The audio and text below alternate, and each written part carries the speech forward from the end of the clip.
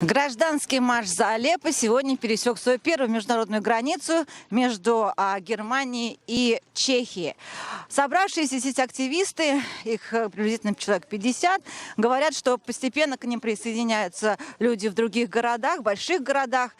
Главной целью этого марша является поднять внимание к сирийскому вопросу и показать то, что Европа должна сделать больше. И, как они говорят, человечество должно было сделать больше для того, чтобы сохранить жизни этих людей. И несмотря на то, что война в Сирии продолжается уже больше 6 лет, самое главное, что побудило этих людей подняться и маршировать, это были имиджи из города Алеппо, полностью разбомбленного, и судьбы тех людей, которые не услышали, тех беженцев, которые приехали в Европу. Все эти люди где-то работают, они оставили свои места работы для того, чтобы присоединиться к маршу и показать, что они что-то могут сделать.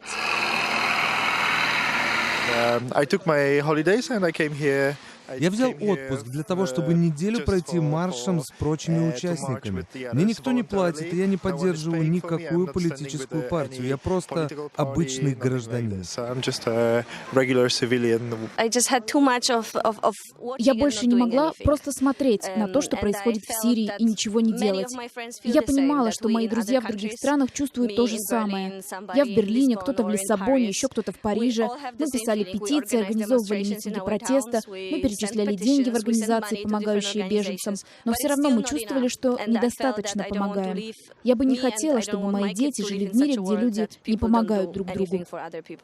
Как сказала мне организатор этого марша Анна Албот, критикуют их со всех сторон, как и сирийские революционные оппозиционные организации, так как сирийское правительство. И все считают, что они служат какой-то политической силе. На самом деле это просто гражданские активисты, которые решили хоть как-то что-то сделать для Сирии.